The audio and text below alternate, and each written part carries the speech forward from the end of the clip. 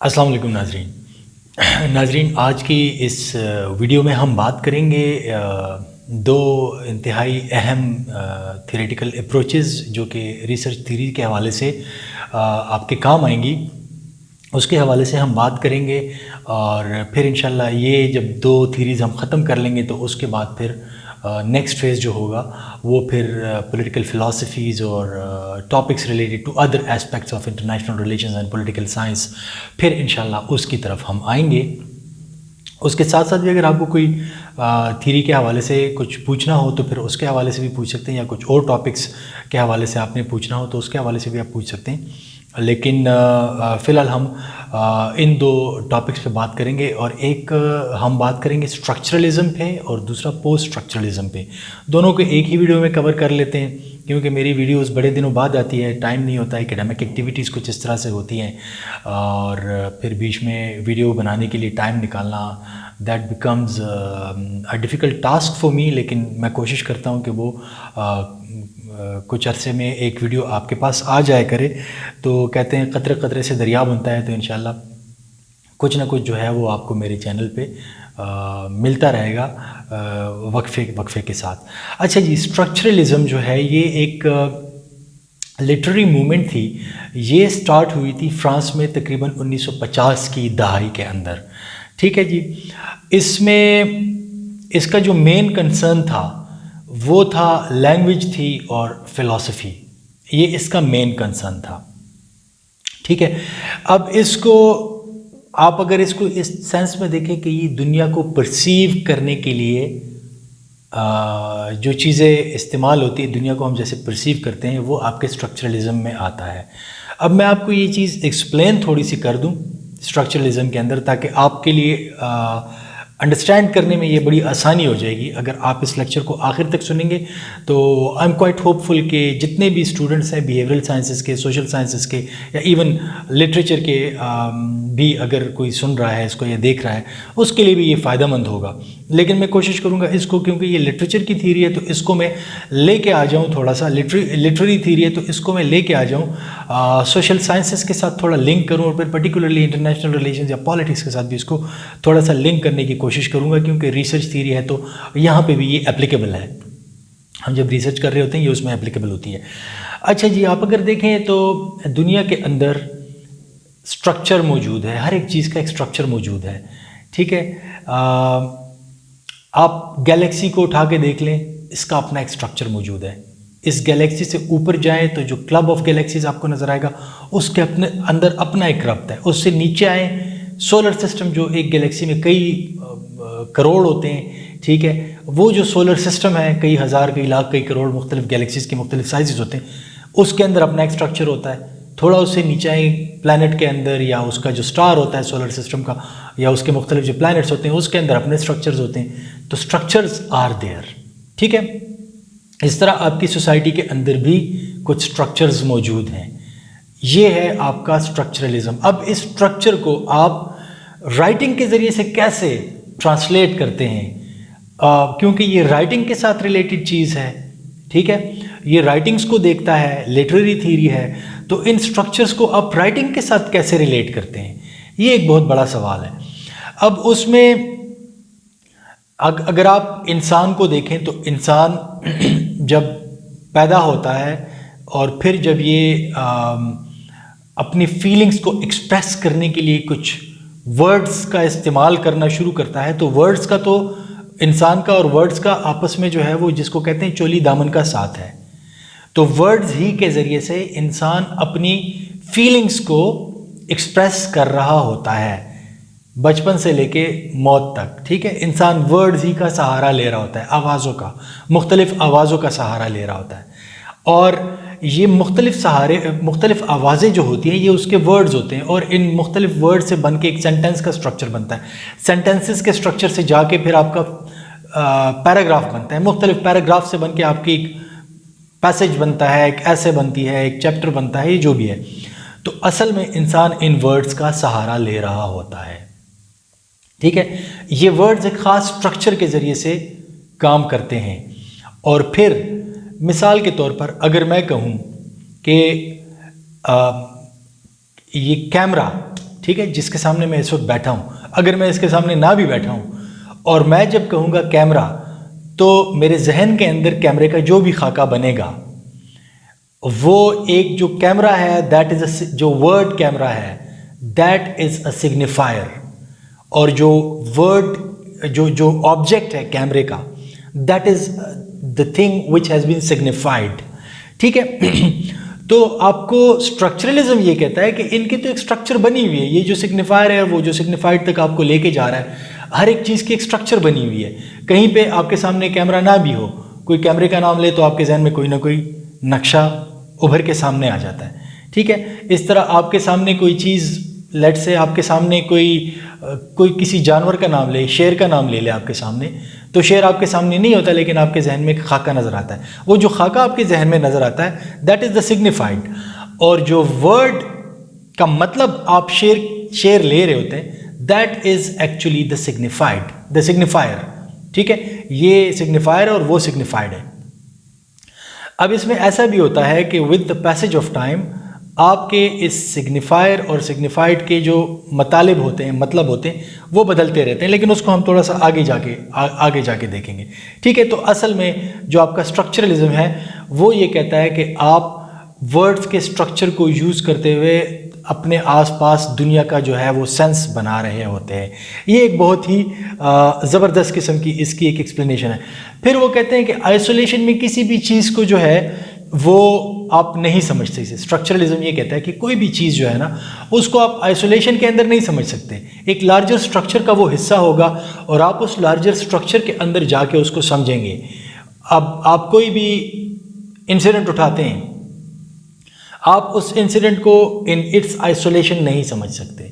मिसाल के तौर पर एक अचानक से एक जैसे आपने फॉर एग्जांपल आपने मूवीज़ देखी होंगी, मूवीज़ के अंदर बाज़ मूवीज़ ऐसी होती हैं कि उसका जो बिल्कुल बिगिनिंग वाला सीन होता है ना, वो कहीं बीच में से कोई एंड में से उन्होंने कोई चीज़ निकाली होती है जिसका कोई इम्पैक्ट आपके ऊपर इतना बड़ा नहीं पड़ता, बस वो एक इंसिडेंट आपको बता दिया जाता है। किसी को कोई लॉटरी निकल आई है, किसी को किसी गाड़ी ने टक्कर मार दिया, और लेकिन वो बीच में से कोई पार्ट होता है और फिर वो आपको लेके जाते हैं 6 months अर्लियर, 2 months अर्लियर, वो आपको पूरी कहानी की कॉन्टेक्स्ट समझाते समझाते आपको बीच में उस इंसिडेंट तक ले आते हैं, फिर उससे आगे जाते हैं, या एंड में आपको उस इंसिडेंट तक ले आते हैं, फिर उससे आगे जाते हैं। तो असल में अगर आप सिर्फ उस इंसिडेंट को देखेंगे तो आप उस इंसिडेंट को बगैर किसी बड़े स्ट्रक्चर के, जो कि पूरी फिल्म आपके सामने पड़ी हुई है, उसके बगैर आप उस इंसिडेंट को नहीं समझेंगे। स्ट्रक्चरलिज्म दरअसल आपको ये कह रहा होता है, ठीक है, कि कोई भी चीज़ जो है वो उसको आप आइसोलेशन में नहीं समझ सकते, उसको आप लार्जर कॉन्टेक्स्ट में देखेंगे, किस स्ट्रक्चर में वो कैसे फंक्शन कर रहा है, उसको आप उस स्ट्रक्चर के अंदर देखेंगे, फिर आपको पता चलेगा कि जनाब ये चीज़ें जो है ये इस तरह है और ये आइसोलेटेड इंसिडेंट जो था ये नहीं था। अच्छा, अब वो फिर ये भी कहते हैं कि जो लार्जर स्ट्रक्चर्स होते हैं इनको ये खुद ब खुद वजूद में नहीं आ जाते, बल्कि इनको जो हम दुनिया को जैसे परसीव करते हैं, दुनिया को हम जैसे ले रहे होते हैं, हमारे उस लेने के नतीजे में एक बड़ा स्ट्रक्चर वजूद में आता है और फिर उस बड़े स्ट्रक्चर के अंदर ये छोटी छोटी चीज़ें जो है ये काम कर रही होती हैं। तो this is what we call structuralism. ठीक है, मिसाल के तौर पर दुनिया के बड़े स्ट्रक्चर को आप देखें, इंटरनेशनल रिलेशंस के साथ लिंक करते हैं, पाकिस्तान क्यों कैसे ऐसे फंक्शन कर रहा है जैसे ये अब कर रहा है। वो कुछ भी है, अच्छा भी हो सकता है, बुरा भी हो सकता है। क्यों कर रहा है? क्योंकि दुनिया का जो फाइनेंशियल स्ट्रक्चर है वो कुछ इस तरीके से है, ठीक है, और जो दुनिया का पावर स्ट्रक्चर है वो कुछ इस तरीके से है कि उसके अंदर पाकिस्तान को या किसी भी मुल्क को किसी ख़ास तरीके से मनूवर करके, स्ट्रगल करके अपने अहदाफ की तरफ इंटरनेशनल स्टेज पे पहुंचना पड़ता है। तो फिर ये जो स्ट्रक्चर है ये बाय इटसेल्फ वजूद में नहीं आया। जो पावर स्ट्रक्चर है या इकोनॉमी का स्ट्रक्चर है दुनिया में, ये बाय इटसेल्फ वजूद में नहीं आया, बल्कि दुनिया को जो लीडिंग पावर्स हैं वो जैसे परसीव कर रहे हैं, उन्होंने इसको स्ट्रक्चर को बिल्ड किया और फिर हम अब उस स्ट्रक्चर को देख रहे हैं थर्ड वर्ल्ड कंट्रीज से, और हम भी उसको उसी तरह परसीव कर रहे हैं। जो उसमें पावरफुल है, टॉप ऑफ द स्ट्रक्चर है, हमें वो पावरफुल नज़र आता है। जिस मुल्क की जहाँ पे ज़्यादा से होती है हम कहते हैं जी ये वहाँ पे ज़्यादा पावरफुल है, ठीक है।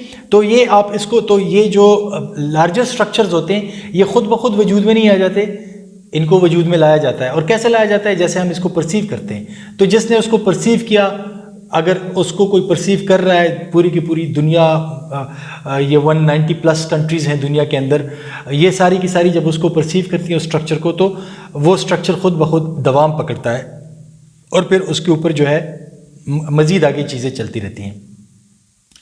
अच्छा जी,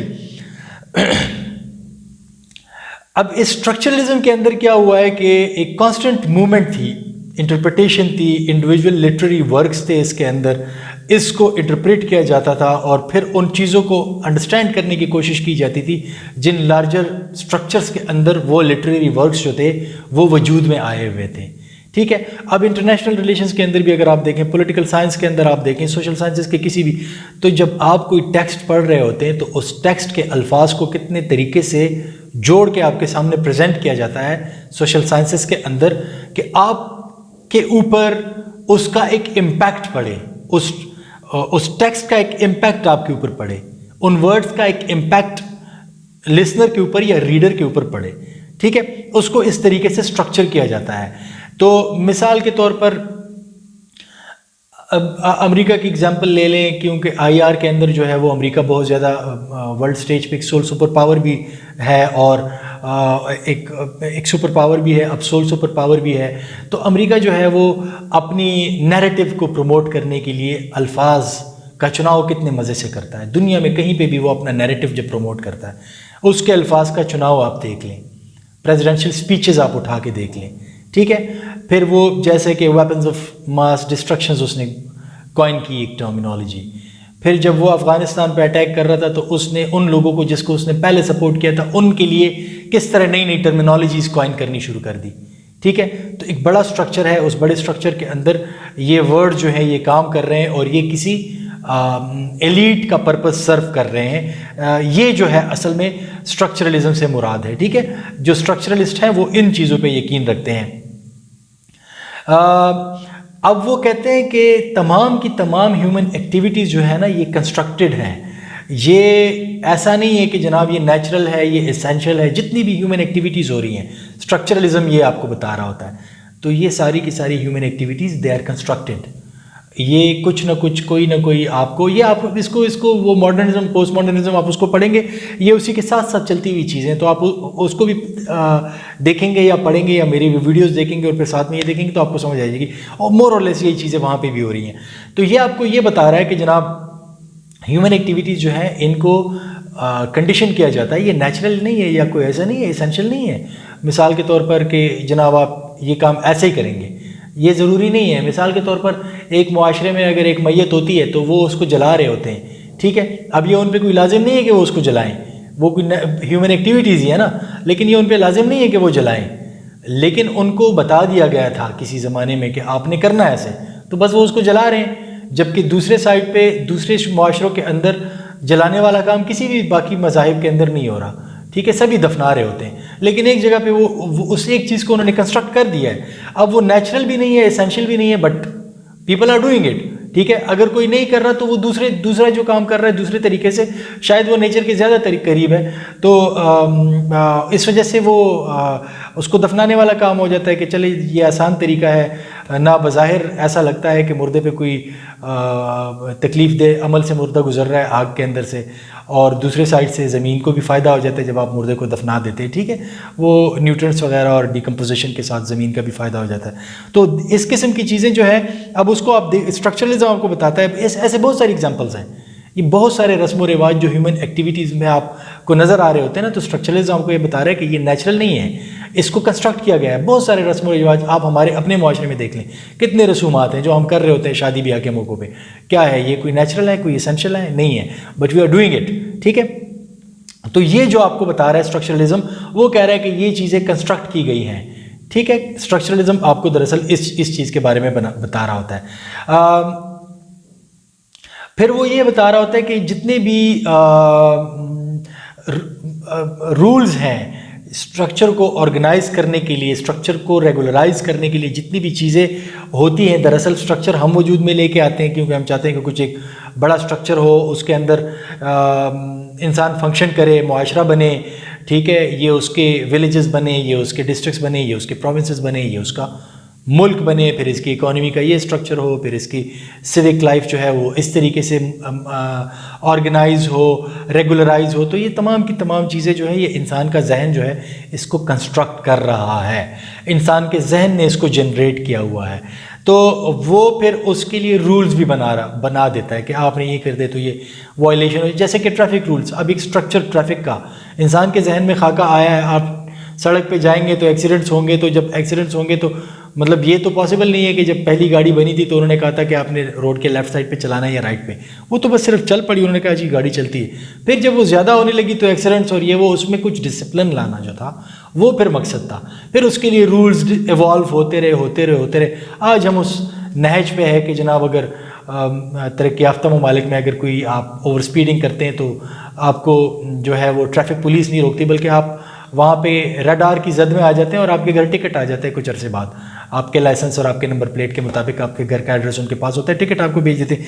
ये एक मैंने आपको एक सिंपल एग्जांपल दे दी। तो ये रूल्स एंड रेगुलेशंस जो इन चीज़ों को ऑपरेट करने के लिए स्ट्रक्चर के अंदर बने हुए हैं और फिर आप इसको बड़े स्ट्रक्चर पे ले जाएं, तो ये कहाँ से बने? ये इंसान के माइंड की अपनी इख्तिरा है, ठीक है। फिर जनाब ये जो स्ट्रक्चरलिज्म है, क्योंकि अगर आप बगैर किसी रूल्स एंड रेगुलेशंस के, बगैर कोई थियोरेटिकल लेंस लगाए हुए माशरे को देखें तो ये बहुत ही ज़्यादा कॉम्प्लेक्स है हमारा माशरा। तो जो स्ट्रक्चरलिज्म है ना, ये आपको बता रहा है, ये क्या कर रहा है, ये रिड्यूस करने की कोशिश करता है उन तमाम कॉम्प्लेक्सिटीज़ को, ठीक है। और जो यूनिवर्सल स्ट्रक्चर्स के अंदर जो कॉम्प्लेक्सिटीज़ होती हैं ना, आती हैं, इंसान आगे जाता है, माशरा तरक्की करता है तरक्की याफ्ता ममालिक में, तो वो जो ज़िंदगी जब जू इंडस्ट्रियल वर्ल्ड के अंदर, इंडस्ट्रियलाइज्ड वर्ल्ड के अंदर जब ज़िंदगी कॉम्प्लेक्स का शिकार होती, कॉम्प्लेक्सिटीज़ का शिकार होती रही हैं, उन कॉम्प्लेक्सिटीज़ को ओवरकम करने के लिए, रिड्यूस करने के लिए स्ट्रक्चरलिज्म दरअसल काम कर रहा होता है। चलें जी, यहाँ तक तो हो गया आपका स्ट्रक्चरलिज्म। अब आते हैं पोस्ट स्ट्रक्चरलिज्म पे। अब ये स्ट्रक्चरलिज्म को आप तमाम राइटिंग्स में, जो मैंने आपको बताया, तमाम राइटिंग्स में आप देख लें, चाहे वो पॉलिटिकल साइंस की है, चाहे वो साइकोलॉजी की है, चाहे वो फिलॉसफी की है, चाहे वो इंटरनेशनल रिलेशंस की है, चाहे वो सोशियोलॉजी की है, एंथ्रोपोलॉजी की है, किसी भी को आप उठा के देख लें, आपको नज़र आता है कि जनाब एक मैसेज जो है ना वो दिया जा रहा है, एक स्ट्रक्चर जो है वो एक, ये तमाम राइटिंग्स किसी खास स्ट्रक्चर को सर्व कर रही हैं, ठीक है। अब वो स्ट्रक्चर डेफिनेटली डोमिनेंट या एलीट जो दुनिया के हैं वही आपको बना के दे रहे हैं, वही अपने स्ट्रक्चर को इन राइटिंग्स के ज़रिए से आप तक लेके जा रहे हैं। तो यहाँ तक तो हो गया स्ट्रक्चरलिज्म जनाब। फिर 1960s के दहाई में के अंदर फिर आया आपके पास पोस्ट स्ट्रक्चरलिज्म, ठीक है। इसके नाम से ज़ाहिर है कि इसकी जितनी भी ये थिंकिंग है ये स्ट्रक्चरलिज्म के अंदर ही रूटेड है, लेकिन ये एक क्रिटिसिज्म है, एक क्रिटिक है स्ट्रक्चरलिज्म के ऊपर। जैसे स्ट्रक्चरलिज्म कहता है कि ये जितनी एक्टिविटीज़ आप दुनिया के अंदर कर रहे हैं तो ये आपकी भलाई के लिए है। पोस्ट स्ट्रक्चरलिज्म जो है ये पोस्ट मॉडर्निज्म के अंदर भी रूटेड है। तो ये आपको ये बता रहे हैं कि नहीं जी, ज़रूरी नहीं है कि ये ऐसा ही हो। और फिर ये इधर ये जो सिग्निफायर और सिग्निफाइड की मैंने आपको बात बताई थी ना, तो पोस्ट मॉडर्निज्म आपको ये बता रहा है कि there is no actual signified, ठीक है। सिग्निफायर तो है, फॉर एग्जाम्पल आपने एक जगह पे बोल दिया कि जनाब डॉग, अब डॉग जो है that is something which is there in your in the mind of the reader or the writer, उसने लिख दिया डॉग। अब जो उसको पढ़ने वाला बंदा है ना, ज़रूरी नहीं है कि पढ़ने वाला भी उसको वही वाला डॉग कंसिडर करे जो डॉग राइटर के जहन में है। मिसाल के तौर पर डॉग्स की बहुत सारी किस्में हैं, मुझे नाम नहीं आते इतने सारे, लेकिन कोई एक जर्मन शेफर्ड एक नाम होता है डॉग्स का, मुझे नाम नहीं आते डॉग्स के, बहरहाल जर्मन शेफर्ड एक नाम है। हो सकता है मैं डॉग का नाम ले रहा हूँ, मेरे जहन में जर्मन शेफर्ड आ रहा है, दूसरा बंदा जो है वो उसको राइटिंग को पढ़ रहा है और उसने वो मुझसे भी, उसका इल्म मुझसे भी ज़्यादा कम है डॉग्स के हवाले से, वो जब उसको पढ़ रहा होता है तो वो जर्मन शेफर्ड के को भी वो उसके जहन में नहीं आ रहा, बल्कि वो आम जो गली में डॉग्स घूम रहे होते हैं उसके जहन में वो वाला डॉग आ रहा है। एक और बंदा जिसका बहुत ज़्यादा नॉलेज है डॉग्स के हवाले से और उसका कोई फेवरेट डॉग भी है, बहुत सारे नाम है, लेबर डॉग वगैरह, शायद अब मेरे जहन में थोड़े बहुत नाम आने शुरू हो गए, तो फिर हो सकता है उसके जहन में वो वाला नाम आ जाए। तो असल में तो सिग्निफाइड जो है वो तो चेंज हो रहा है, साथ साथ ही चेंज हो रहा है। सिग्निफायर वही एक वर्ड है लेकिन सिग्निफाइड चेंज हो रहा है, ठीक है। फिर वो इस तरह है कि जनाब ये अल्फाज के साथ आप खेल रहे हैं। पोस्ट स्ट्रक्चरलिज्म ये कह रहा है कि आप अल्फाज के साथ खेल रहे होते हैं, you play with the words play with you. ठीक है, मिसाल के तौर पर एक पोस्ट मॉडर्निस्ट अप्रोच, फिर ये पोस्ट स्ट्रक्चरलिस्ट अप्रोच ये भी है कि वो कह रहे हैं कि अगर आपने दरिया में छलांग लगाई और आप पानी से निकल आए, तो जब आप 2 मिनट बाद दोबारा दरिया में छलांग लगाते हैं तो आप दूसरे पानी में छलांग लगाते, उस पानी में छलांग नहीं लगाते, क्योंकि वो पानी तो गुजर गया, अब कोई और पानी गुजर रहा है, आपने उसमें छलांग लगाई है, वो वाला पानी तो गया समंदर की तरफ। ठीक है, 2 मिनट पहले था, अब नहीं है। इस तरह अगर आप कहते हैं कि पोस्ट स्ट्रक्चरलिस्ट ये कहते हैं कि अगर आप कहते हैं कि हाँ जी मैं इस फलां बंदे को जानता हूँ, ठीक है, तो उस फलां बंदे को जानना जो है ये आपके प्रीवियस नॉलेज पे बेस्ड था, लेकिन वो बंदा भी साथ साथ इवॉल्व हो रहा है। हो सकता है अब आप जाके उससे मिलेंगे, जब आपने ये बात कर दी, उसमें 2-4 मिनट, घंटे, दिन ये गुजर गए, अब जब आप उससे मिलेंगे तो उस बंदे का अपना एक्सपीरियंस भी 2-4-5-10 मिनट का या घंटों का ज़्यादा हो चुका होगा, तो वो भी एक चेंज्ड या इवॉल्व पर्सन होगा। अब आप इस इवॉल्व पर्सन को नहीं जानते जब आप, बिकॉज एवरीथिंग इज चेंजिंग। ठीक है, और एक वो ये भी एक है कि चेंज जो है वो एक कांस्टेंट फेनोमेनन है, बल्कि इस तरह, in other words, change is the only permanent phenomenon. बाकी सारे फिनोमिनन जो है ये टेम्प्रेरी है, but change is permanent. Change मुस्तकिल होता रहता है, बाकी सब कुछ टेम्प्रेरी है, आ जाता है चला जाता है, आ जाता है चला जाता है, but change is there, change is a constant. ठीक है, और ये मुस्तकिल हो रहा है। तो मेरा ख्याल है कि I have made my point clear. तो पोस्ट स्ट्रक्चरलिज्म जो है वो इन बातों की तरफ फिर देख रहा है। ठीक है, अब जनाब जैसे कि मैंने आपको, फिर वो इस तरह पोस्ट स्ट्रक्चरलिस्ट जो है वो फिर उन रीडिंग्स के अंदर भी वो तमाम चीज़ें देख रहे होते हैं। वो कहते हैं कि जनाब ये हर वक्त वो डाउट का शिकार होते हैं पोस्ट स्ट्रक्चरलिस्ट, वो एब्सोल्यूट नहीं होते, वो जो भी चीज़ पढ़ रहे होते हैं उसको स्केप्टिकली देख रहे होते हैं, बिटवीन द लाइंस देखने की भी कोशिश कर रहे होते हैं, और उस बात को डाउटफुल बनाते हैं कि अच्छा जी आपका मतलब दरिया, तो दरिया से आपका मतलब दरियाए सिंध या दरियाए रावी है। ठीक है, अगर दरियाए रावी के पानी की आप बात कर रहे हैं तो दरियाए रावी में तो पानी, या दरियाए सिंध में तो पानी फ़लाँ मौसम में ऐसा होता है, फ़लाँ मौसम में ऐसा होता है। और जब 2001 के अप्रैल में जो पानी बह रहा था वो तो पता नहीं अब कहाँ का कहाँ पहुँच चुका होगा, वो तो अब समंदर में भी जा चुका होगा, बादल बन के, हो सकता है वो यूरोप के किसी ग्लेशियर के ऊपर बरस चुका हो। अब वो वाला पानी यूरोप के अंदर किसी दरिया का हिस्सा हो और वहाँ से जाके अटलांटिक ओशन में, और फिर वहाँ से बारिश, हवा बन के और बादल बन के और बारिश बन के, मतलब हर एक चीज़ को वो इतने तरीके से, इतने ज़्यादा इन डेप्थ जाके वो सोच रहे होते हैं कि उनके सामने आपको मतलब की बात तक लाने के लिए बहुत बड़ा टाइम लगता है। और पोस्ट स्ट्रक्चरलिस्ट जो होते हैं वो इन तमाम चीज़ों को इसी तरीके से देख रहे होते हैं। वो कोई जो जिसको हम कहते हैं ना कि commonly accepted meaning of things जो है वो इसको नहीं लेते, बल्कि वो उसकी नीचे गहराई में जाके उन तमाम चीज़ों पे देखते हैं। और इस वजह से वो कहते हैं कि आपका जो मीनिंग, आपके जो वर्ड्स होते हैं, आपके वर्ड्स के ये इसकी जो मीनिंग होती है ये तो इंटरप्रेट करने वाले के जहन पे डिपेंड करता है कि वो इससे कैसे मतलब ले रहे हैं। आपने तो एक बात कर दी, अब अगले बंदे ने वो बात उसी तरह परसीव की जैसे आप उसको परसीव कर रहे हैं, या अगला बंदा उसको किसी और तरीके से परसीव कर रहा है। जैसे कि मैंने आपको एग्जाम्पल दी है अभी डॉग वाली एग्जाम्पल दी है। अब मैं जब डॉग की बात कर रहा हूँ तो मेरे जहन में शायद एक डॉग का नक्शा आ गया था, मेरे जहन का नक्शा आपके जहन के नक्शे से मुख्तलिफ है। ठीक है, तो पोस्ट स्ट्रक्चरलिज्म जो है वो ये बात कर रहे हैं। या अगर मैं आपको बताऊं, जैसे कि स्ट्रक्चरलिज्म में अगर आप कहें कि जनाब स्ट्रक्चरलिज्म की बात करूं, अगर आप उसमें कहें कि नाइट इज डार्क, तो कोई पूछे व्हाट इज डार्क, आप कहेंगे dark is the opposite of light. ठीक है, what is light, in at that time what we observe is because of light. ठीक है, तो अब आपने डार्क को लाइट से अलहदा कर दिया। ठीक है, ब्लैक एंड वाइट में कर दिया आपने, लेकिन जो चीज़ नहीं है उसको एक्सप्लेन करते हुए आपने जो चीज़ है वो बता दी।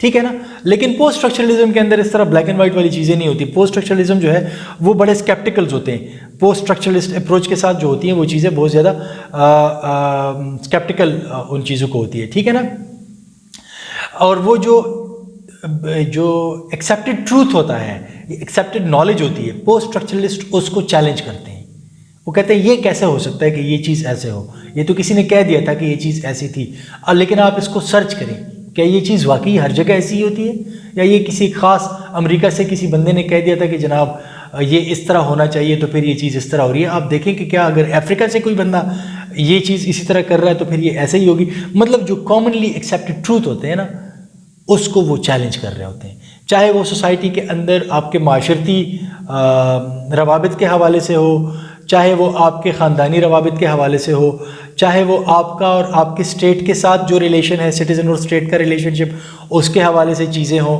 उन तमाम चीज़ों को वो क्वेश्चन कर रहे होते हैं। ठीक है, वो फेथ को भी क्वेश्चन कर रहे होते हैं, वो रिलीजन को भी क्वेश्चन कर रहे होते हैं, वो आपके पॉलिटिकल अथॉरिटी को भी क्वेश्चन कर रहे होते हैं, वो आपकी सोसाइटी के अंदर जो कुछ फिगर्स ऑफ अथॉरिटी होते हैं उनकी अथॉरिटी को भी क्वेश्चन कर रहे होते हैं कि ये कहाँ से आया, ये क्यों ऐसा है। ठीक है, that why is always there with them. तो इस वजह से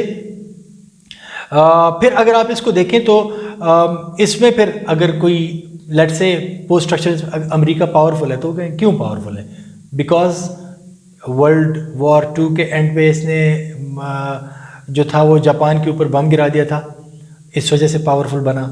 ठीक है, उसके बाद नहीं जी पावरफुल तो है। अच्छा जी क्यों पावरफुल है? क्योंकि जब बरतानिया जा रहा था तो वो जो ब्रेटन वुड सिस्टम वगैरह था वो सारा इसने उसको सपोर्ट अमेरिका ने दी। जब बरतानिया की अपनी सख्त ख़त्म हो गई थी, दुनिया पे एक सुपर पावर की तरह राज करने की सकत उसकी ख़त्म हो गई थी, तो अमेरिका ने उसको रिप्लेस कर दिया। अच्छा जी, लेकिन उधर तो सोवियत यूनियन में था। अच्छा जी, फिर करते करते करते सोवियत यूनियन क्योंकि टूट गया था तो अमेरिका वाहिद रह गया था, इस वजह से पावरफुल है। ये तो करते करते वो आपको, अच्छा लेकिन ये किसने माना कि अमेरिका पावरफुल है? अगर आप कहते हैं कि अमेरिका इतना पावरफुल है तो अब आप देखें कि चीन भी तो आगे आ रहा है, तो ब्राज़ील भी आगे आ रहा है, तो साउथ अफ्रीका भी आ रहा है, तो इंडिया भी आ रहा था, रशिया भी आ रहा है। तो ये सारी चीज़ें वो क्वेश्चन करेंगे उन तमाम चीज़ों को। ठीक है, और हर एक चीज़ को वो क्वेश्चन करेंगे जो कि कॉमनली एक्सेप्टेड ट्रूथ होगी, रियलिटी होगी, नॉलेज होगी, हर एक बंदे को पता होगा। लेकिन नहीं, पोस्ट स्ट्रक्चरलिस्ट उसको जाके क्वेश्चन करते हैं। और क्यों इंटरनेशनल रिलेशंस के अंदर एक पर्टिकुलर एक्टर को इतनी ज़्यादा इंपॉर्टेंस मिल रही है और दूसरे को नहीं मिल रही, इन तमाम चीज़ों को ये क्वेश्चन करते हैं पोस्ट स्ट्रक्चरलिस्ट जो होते हैं। ठीक है ना, ये कंफ्यूज करके सिनेरियो को छोड़ देते हैं। जो पोस्ट स्ट्रक्चरलिस्ट होते हैं ना, आप बड़े ऑब्वियस किस्म के सिनेरियो में एंटर होते हैं, चीज़ों पे क्वेश्चन करते करते करते करते कंफ्यूज करके छोड़ देते हैं। जो रीडर्स होते हैं, जो ऑडियंस होता है, उसके लिए चीज़ों को ओपन करके छोड़ देते हैं। फिर वो उस पर सोचते हैं, फिर वो अपनी मर्जी का कोई किसी कंक्लूजन पे पहुंचता है, कोई किसी और कंक्लूजन पे पहुंचता है। उसके बाद वो कुछ और जो है वो उसके सामने जब कंक्लूजन प्रेजेंट करते हैं उसमें से वो कुछ और। So this is how they build their knowledge. ठीक है, वो क्वेश्चन करते हैं, क्वेश्चंस के आंसर ढूंढते हैं और आंसर्स उनको मिलते हैं, फिर उसके बाद उसके ऊपर फर्दर क्वेश्चन करते हैं। वो कहते हैं कि शायद ये पॉसिबल ही नहीं है कि जो अल्टीमेट रियलिटी है उस तक पहुंचा जा सके, जैसे कि पोस्ट मॉडर्निस्ट अप्रोच के अंदर कहा जाता था कि शायद ये पॉसिबल ही नहीं है कि उस तक पहुंचा जा सके, ऑब्जेक्टिव व्यू तक पहुंचा जा सके, या जो एग्जैक्ट जो भी है वो आपका सब्जेक्टिव व्यू है दुनिया के, आपकी अपनी इंटरप्रिटेशन है, आपकी अपना व्यू है। ऑब्जेक्टिविटी तक आप नहीं पहुंच सकते because you are quite limited. अच्छा, फिर वो ये कहते हैं कि जो आप समझते हैं कि सच है तो वो सच, इसलिए उसको सच कहा जाता है कि वो जो पावर में होते हैं वो उनकी एजम्पशन होती है कि ये चीज़ें सच होनी चाहिए। तो इस वजह से फिर हर एक बंदा उसको सच समझना शुरू कर देता है। ठीक है ना, फिर वो जो पावर स्ट्रक्चर में सोसाइटी के अंदर कोई पावरफुल है तो वो जिसको सच समझता है वो लोग उसको सच मानना शुरू कर देते हैं। वो अगर इंटरनेशनल स्टेज पे कोई पावरफुल एक्टर है, एक है या दो हैं या दो से भी ज़्यादा हैं, मल्टीपल एक्टर्स हैं, तो वो अगर उसको सच समझना शुरू कर देते हैं, दुनिया को सच बना के प्रेजेंट करना शुरू करते हैं, फिर दुनिया उसको सच माननी शुरू कर देती है। तो पोस्ट स्ट्रक्चरलिस्ट जो है वो नॉलेज के ऊपर बहुत ज़्यादा क्वेश्चन करते हैं कि ये नॉलेज कहाँ से आया, जो आप बता रहे हैं कि कहाँ से ये चीज़ आई है, ये इस तरह तो नहीं थी। ठीक है, और ये लैंग्वेज ही के ज़रिए से आप तक बात आ रही होती है। तो बेसिकली लिटरेरी थ्योरी इसको इस वजह से कहा जाता है कि अगर आप लेट से वो जो नॉलेज आपके पास आ रहा है वो नॉवेल के ज़रिए से आ रहा है, वो किसी हिस्ट्री की बुक के ज़रिए से आ रहा है, वो किसी अखबार के ज़रिए से आ रहा है, वो किसी न्यूज़ चैनल के ज़रिए से आ रहा है, बट आ रहा है इन शेप ऑफ वर्ड्स, या रिटन में या वर्बल में आपके पास वो चीज़ें आ रही हैं। तो वो जब आपके पास आ रही हैं तो ये उसको ये लिटरेरी थ्योरी इस वजह से हो जाती है। और फिर आप उसको अकॉर्डिंगली लिंक कर सकते हैं किसी भी सोशल साइंसेस के डिसिप्लिन के साथ, कि जो आपके पास आ रहा है उसकी वर्ड्स का स्ट्रक्चर कैसा है, सेंटेंसेस का स्ट्रक्चर कैसा है, वो आपको कौन सा मैसेज जो है वो प्रेजेंट करने जा रहा है। ठीक है ना। तो नाजरीन, आज हमने डिस्कस किया स्ट्रक्चरलिज्म एंड पोस्ट स्ट्रक्चरलिज्म। इंशाल्लाह नेक्स्ट वीडियो में आपके साथ किसी और टॉपिक पे बात होगी। तब तक अपना बहुत बहुत ख्याल रखिएगा। अल्लाह हाफिज़।